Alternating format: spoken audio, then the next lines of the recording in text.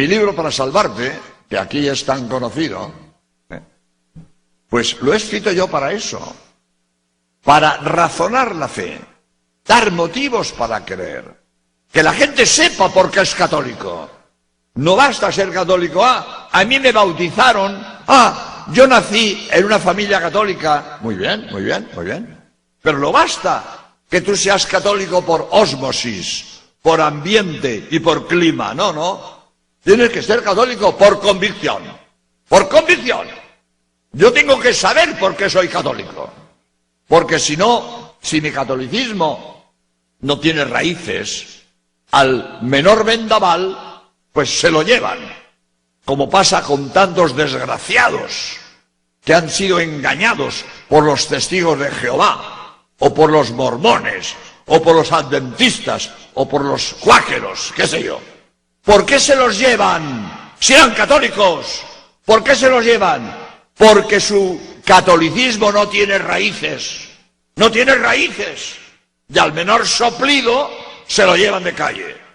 Pero cuando uno sabe por qué es católico, cuando uno tiene una fe con raíces agarrada al suelo, ya pueden soplar vientos. A mí la fe no me la quita nadie.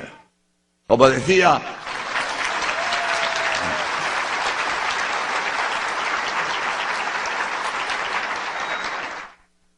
un escritor español, se llama Muñoz Seca, que lo asesinaron los comunistas por católico.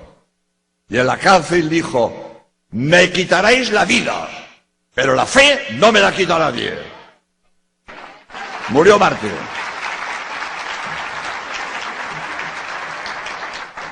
Pues como digo, para tener una fe arraigada, una fe firme, que no me la quita nadie, tengo que conocer mi fe.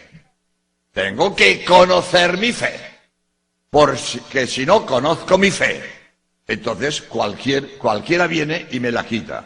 Y para eso he escrito yo mi libro para salvarte, para razonar la fe, dar motivos para creer, tener una fe ilustrada, una fe convincente, una fe optimista, una fe segura.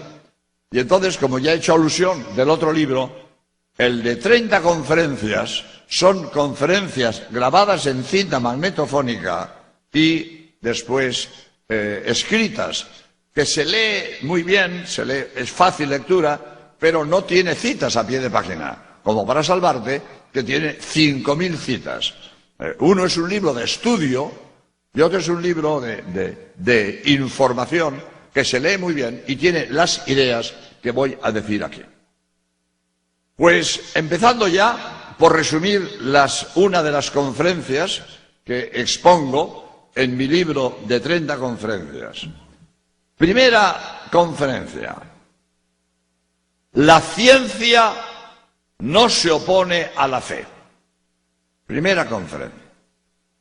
Porque estamos hartos de oír machaconamente en los medios de información que la ciencia se opone a la fe. Continuamente. Este señor del otro día en Guadalajara se ha creído que los científicos son ateos, porque la ciencia se opone a la fe. Nos lo han dicho montones de veces. La ciencia y la fe se contradicen. Afirmación categórica. Jamás en la historia ha habido contradicción entre ciencia y fe. Categórico. Categórico. Que no mientan, que no engañen, diciendo que la ciencia contradice la fe. Que no engañen y que no mientan. Nunca en la historia la ciencia ha estado en contradicción con la fe. Nunca, nunca. Ahora bien, estas afirmaciones categóricas hay que matizarlas para que sean exactas. Cuando yo hablo de ciencia, no hablo de la hipótesis de trabajo de un científico, que pasado mañana es arrumbada por otra hipótesis de trabajo de otro científico. Cuando hablo de ciencia indiscutible. Ciencia indiscutible. Y cuando hablo de fe, no hablo de una norma disciplinaria de la Iglesia. Hablo de dogmas de fe. Dogmas de fe. Por lo tanto, repito, ciencia indiscutible y dogmas de fe nunca han estado en contradicción. Nunca. Jamás. Y esta afirmación que estoy haciendo aquí ante este agradable auditorio, la he hecho muchas veces en universidades. En Madrid, en las 3 grandes universidades, he hablado de esto. En la Politécnica, en la Autónoma y en la Complutense. Bueno, he hablado de Guadalajara, pues hace una semana he hablado en la Universidad Autónoma de Guadalajara, invitado por estos amigos que decía, y delante de 600 universitarios y un montón de catedráticos, y el rector inclusive, hago esta afirmación. Y en las preguntas, después doy siempre coloquio, doy siempre preguntas. Estuve 3 horas en la Universidad Autónoma de Guadalajara, 3 horas hablando de esto, y ni una pregunta. Yo hablé 1 hora y 2 más de preguntas. 2 más de preguntas. Ni una sola pregunta puso en duda esta afirmación. Jamás en la historia ha habido contradicción entre ciencia auténtica y dogmas de fe. Nunca en la historia. En 2 horas de preguntas delante de 600 universitarios y un montón de catedráticos. Podemos afirmarlo con rotundidad. Jamás en la historia ha habido contradicción entre ciencia indiscutible y dogmas de fe. Pero es más, yo me siento profeta en este caso. Y me atrevo a decir, jamás en la historia habrá contradicción entre ciencia indiscutible y dogmas de fe. Ni hubo ayer, ni hay hoy, ni habrá mañana. Nunca en la historia del futuro la ciencia encontrará nada que vaya contra un dogma de fe. Razón evidente. Evidente. ¿Qué es ciencia? El estudio de las leyes de la naturaleza.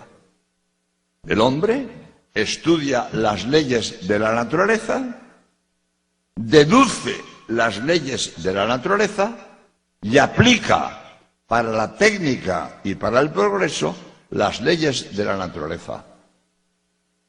¿Y qué es fe? El estudio de las verdades reveladas por Dios. Esa es la fe. Pues si el mismo Dios es el autor de las leyes de la naturaleza, objeto de la ciencia, y de las verdades de la revelación, objeto de la fe, ¿cómo Dios se va a contradecir entre lo que me comunica por la naturaleza y lo que me comunica por la revelación? Si es el mismo Dios. ¿Quién ha hecho las leyes de la naturaleza objeto de la ciencia? Dios es el autor de la creación del mundo y de las leyes de la naturaleza. ¿Quién es el autor de las verdades de la fe, de las verdades de la revelación? Dios es el autor de la revelación. Pues si el mismo Dios es el autor de las leyes de la naturaleza, objeto de la ciencia, y de las verdades de la revelación, objeto de la fe, ¿cómo Dios va a contradecirse entre lo que me comunica por la naturaleza y lo que me comunica por la revelación? Ni ha habido nunca, ni habrá jamás contradicción entre la ciencia y la fe. Primer punto. Por eso estoy seguro que ni ayer, ni hoy, ni mañana, nunca habrá contradicción entre ciencia y fe. Y todo el que me esté repitiendo, porque es un eslogan que se repite a todas horas, de la condición entre la ciencia y la fe, o no saben lo que dicen, o engañan, que es peor. Pero es más. Podemos afirmar que la ciencia cuanto más avanza, más confirma la fe. Y esta idea se la debemos al Papa Pío XII en un congreso de científicos en Roma, donde Pío XII hace esta afirmación: la ciencia moderna descubre a Dios detrás de cada nueva puerta que abre. Muy bonita la frase del Papa Pío XII. El hombre progresa, la ciencia va abriendo puertas en su progreso y la ciencia moderna descubre a Dios detrás de cada nueva puerta que abre. El progreso humano, cuanto más avanza, más confirma la fe. Precisamente es lo que la semana pasada dijo Stephen Hawking en esa entrevista que le hizo la CNN, y que un señor de Guadalajara, amigo mío, me dijo que él lo había visto en televisión. El mismo Hawking dice: cada día me confirmo más en mi fe. Un científico, el Einstein de nuestros días, cada día se confirma más en su fe, porque la ciencia, cuanto más avanza, más confirma la fe. Esto es muy bonito y voy a pasar a otra de mis conferencias que tengo en mi libro. Cómo mi fe se confirma por la astronomía, por los estudios científicos de la Sábana Santa y por la arqueología. Cada una de estas tres conferencias dura 1 hora. Aquí no voy a estar 1 hora, pero dedicaré 1/4 de hora a cada tema para que el conjunto de la conferencia sea de 1 hora. La astronomía me confirma mi fe en Dios creador. Muy bonito. Los astrónomos necesitan a Dios creador. Muy bonito. Voy a contar una anécdota. Daba yo conferencias en Nueva York, en New Jersey, concreto. Hablé de la Sábana Santa. Y estaba yo firmando libros. Cuando termine, pues allí en el vestíbulo, firmaré libros a los que lo deseen. Estaba yo firmando libros y viene un señor y me dice: padre, yo quiero hablar con usted. Pero no, mire usted la cola de gente que hay aquí. Estoy firmando libros, no. Ahora no es posible. Padre, ¿se viene a cenar conmigo? Hombre, pues sí, mucho gusto. Yo tengo que cenar, pues en un sitio o en otro, pues me voy a cenar con usted. Muy bien. Me voy con él a su casa. Mientras su mujer está preparando algo de comer y él se va no sé dónde, yo me pongo a curiosear los libros de su biblioteca y me encuentro toda una estantería con libros de astronomía. Yo había hablado de la Sábana Santa, no de astronomía. Y veo todo un anaquel de libros de astronomía. Y cuando él viene, digo: hombre, veo que le gusta la astronomía. Le digo: a mí también. Yo doy conferencias de astronomía. Me he leído más de 100 libros de astronomía. Me gusta la astronomía. Y me dice: padre, ¿le gusta la astronomía? Mire usted el libro que acaba de salir. Le saca un libro de un astrónomo, Jastrow se llama, un astrónomo contemporáneo. Mire el libro que acaba de salir. Mire lo que dice: humor sajón. Humor sajón, pero con mucha miga. Dice Jastrow, el libro se llama Los astrónomos y Dios. Dice Jastrow en su libro: los astrónomos, después de largos años de ascensión, hemos llegado a la cumbre de nuestros conocimientos del origen del cosmos. Y cuando hemos llegado allí, nos hemos encontrado que estaban sentados los teólogos. Humor sajón, pero mucha miga. Los astrónomos, después de mucho pensar y después de mucho investigar, vienen a decir lo que siempre han dicho los teólogos. que hemos aprendido todos desde pequeños. El mundo lo hizo Dios. El catecismo de pequeños, el mundo lo hizo Dios. Entendemos por mundo el universo, el cosmos. Y desde pequeño hemos oído el mundo lo hizo Dios.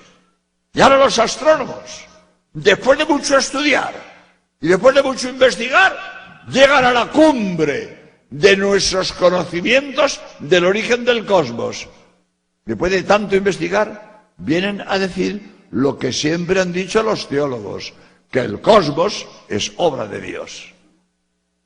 Los astrónomos, por eso dice Jastrow, después de mucha ascensión, después de mucho investigar, hemos llegado a la cumbre de nuestros conocimientos del origen del cosmos.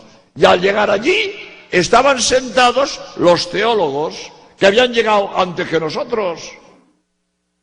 Y ellos ya sabían lo que nosotros, después de mucho estudiar, hemos descubierto, que el cosmos es obra de Dios.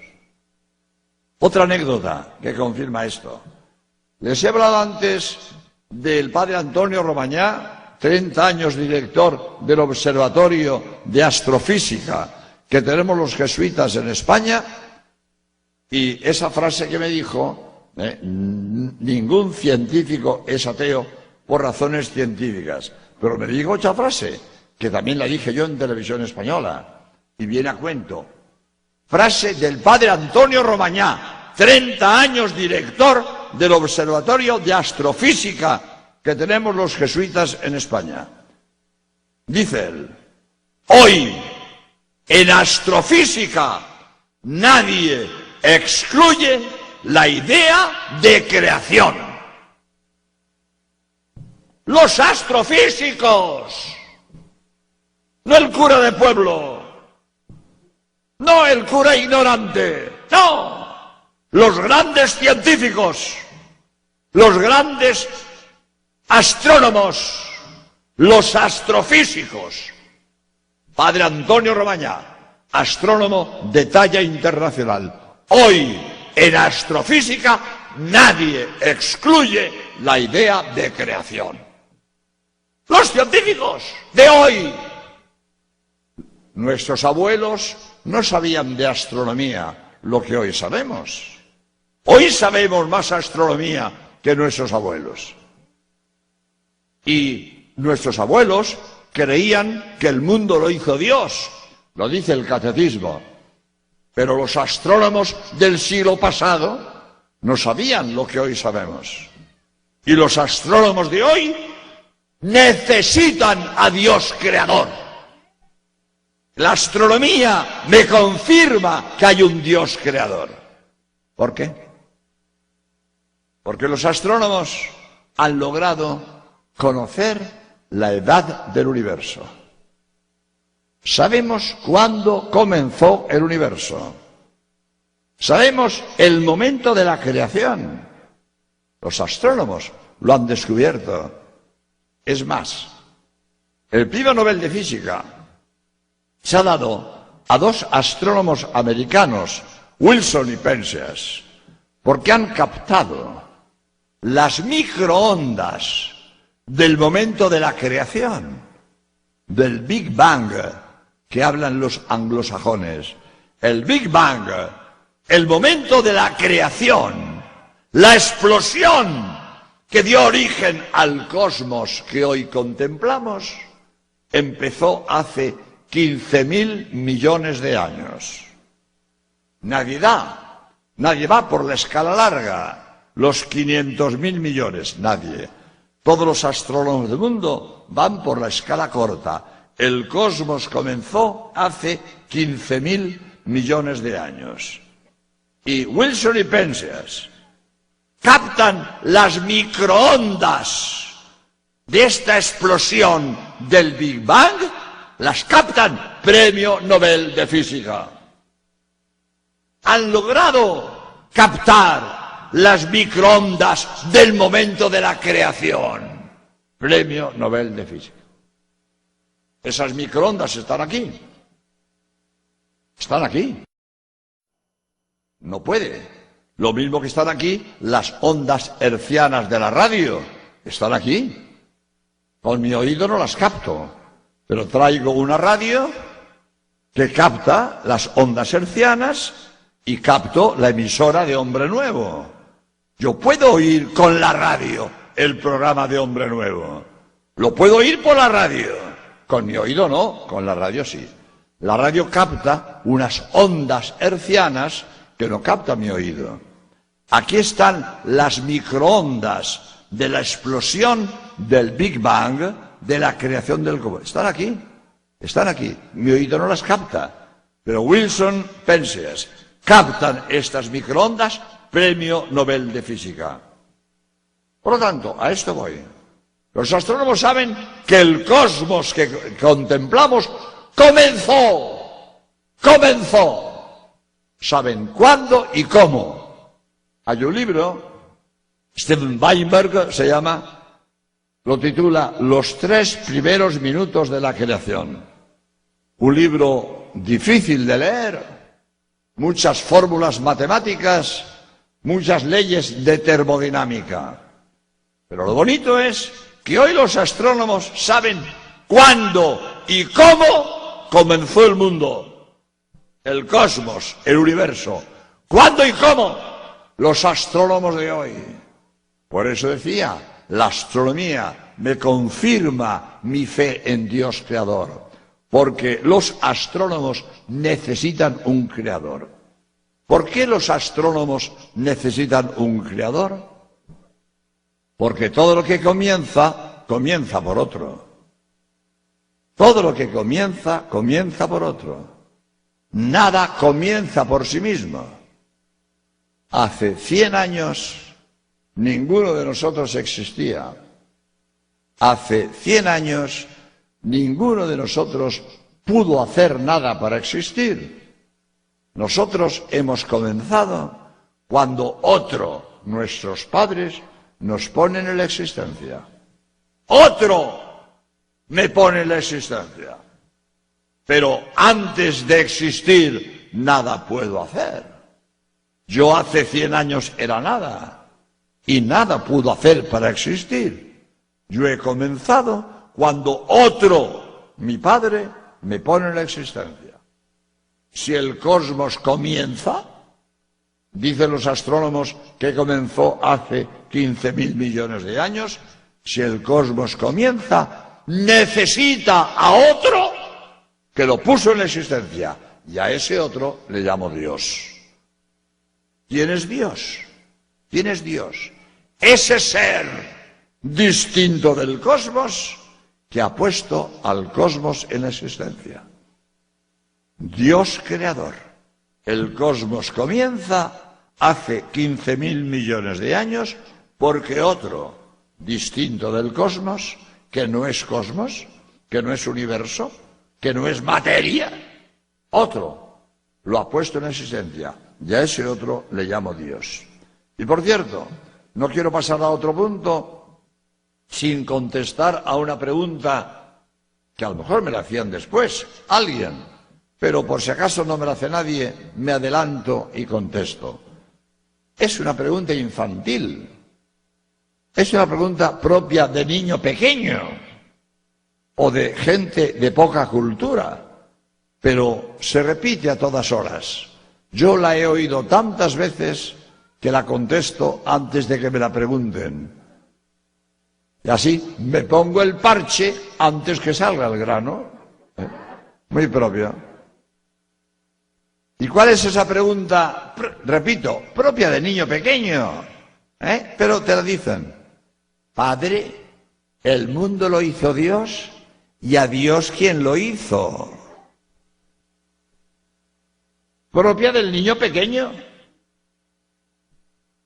Y claro, cuando le contesto, a Dios no lo hizo nadie, se queda sin palabra, pero no ha entendido, no ha entendido. A Dios no lo hizo nadie, pues no lo ha entendido. Pues sí, así es. A Dios no lo hizo nadie. Dios es eterno. Dios no tiene principio. Dios no comenzó nunca, porque es eterno. Porque el primero tiene que ser eterno.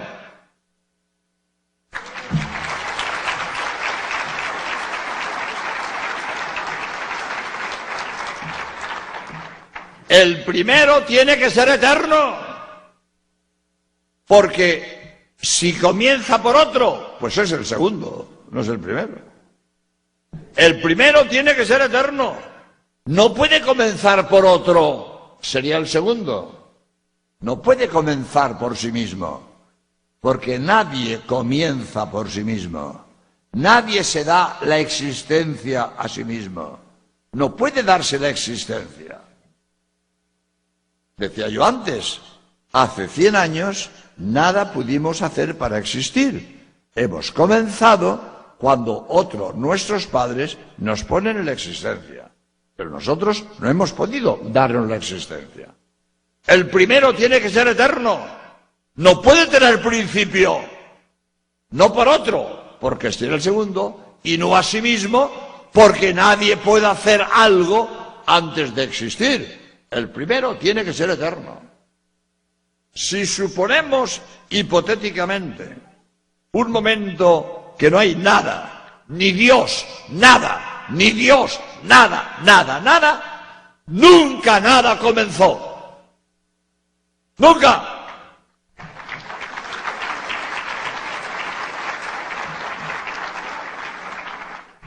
¿Está claro?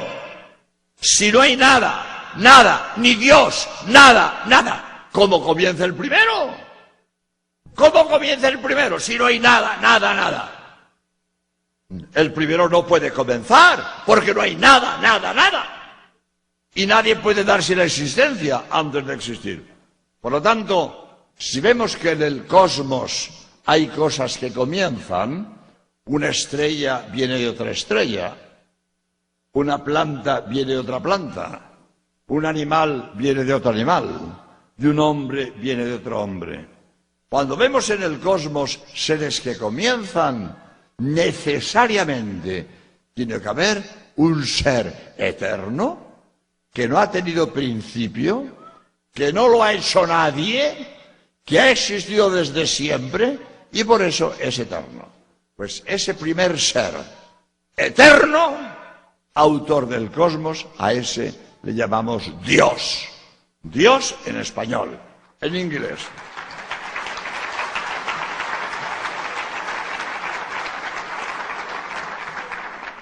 En inglés se dice God, en francés Dieu, en italiano Dio, en árabe Allah, en hebreo Yahvé, en ruso Bog. En todas las lenguas del mundo hay una palabra para llamar a ese ser eterno que ha hecho el cosmos.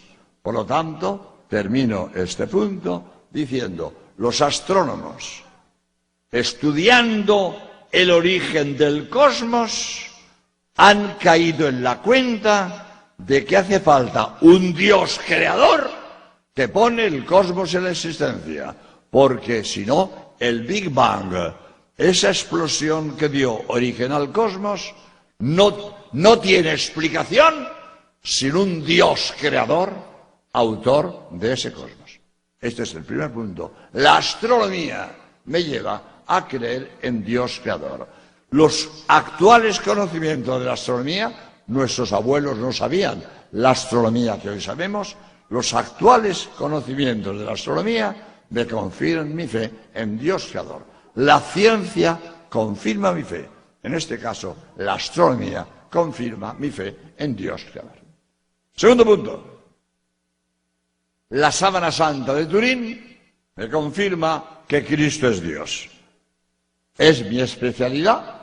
Yo tengo escrito un libro de la sábana santa también. He dado más de 1000 conferencias de la sábana santa y llevo 30 años estudiando el tema. Es mi tema preferido, la sábana santa. La sábana santa se llama de Turín porque está en Turín, en Italia. Conocemos perfectamente su trayectoria histórica. Sabemos que de Jerusalén pasó a Edesa, en Armenia, hoy Urfa. De Edesa pasó a Constantinopla. El emperador romano Lecapeno quiso reunir en Constantinopla las principales reliquias del Salvador y se trajo la sábana santa, la llamaban Mandilion, estaba en Edesa, se la trajo a Constantinopla y reunió en Constantinopla las principales reliquias del Salvador. Más tarde, Otto de la Roche, jefe de la Cuarta Cruzada, roba la sábana santa. En el saqueo de Constantinopla robó la sábana santa y se la trajo a Francia, al castillo de Rigny, que era el castillo de su familia. Robó la sábana santa.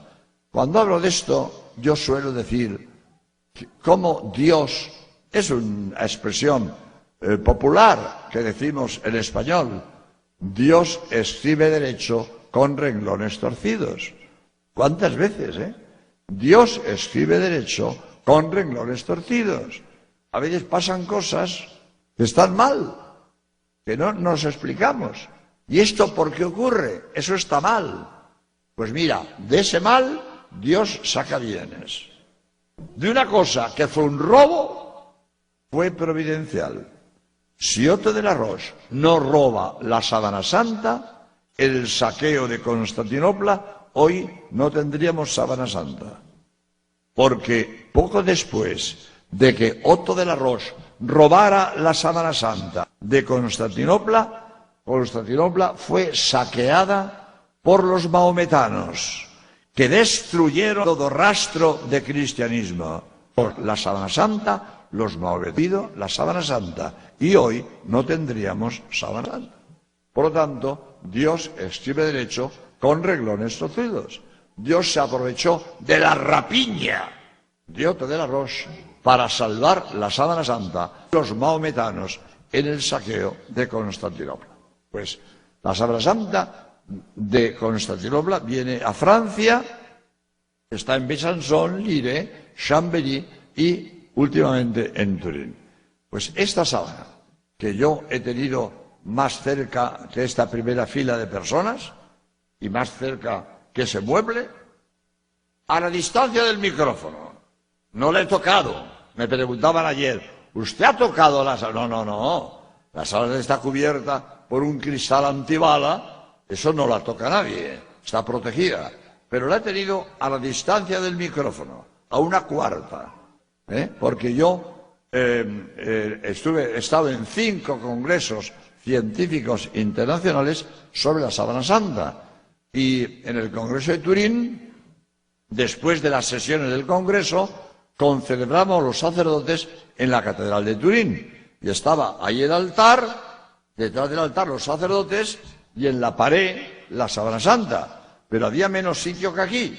O sea, yo estaba a una cuarta de la sábana en la pared, desplegada, en un marco, y yo a una cuarta de la sábana, delante del altar, y allí la gente.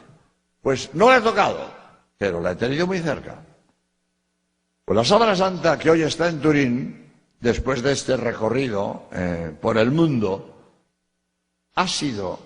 es la reliquia más estudiada científicamente que tiene la Iglesia.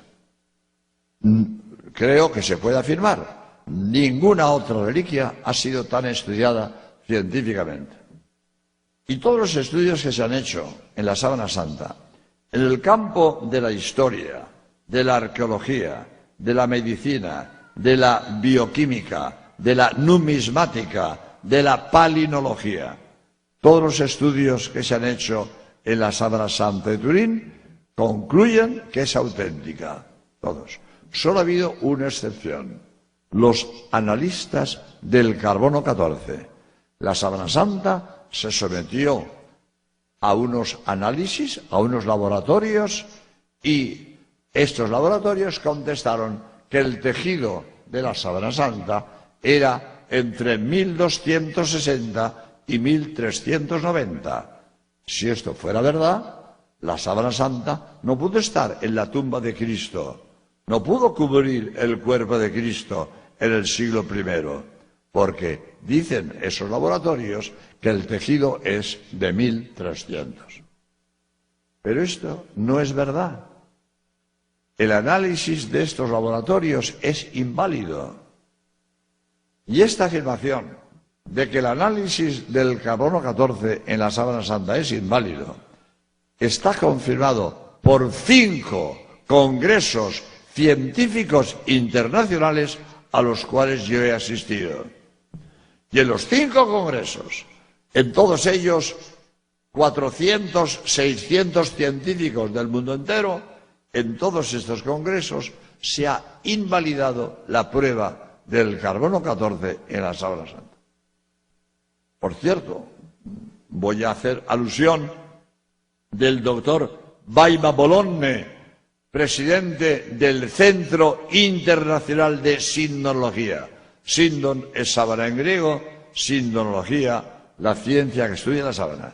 Vaima Bolonne, en el discurso de clausura, dijo textualmente: la tónica general del Congreso ha sido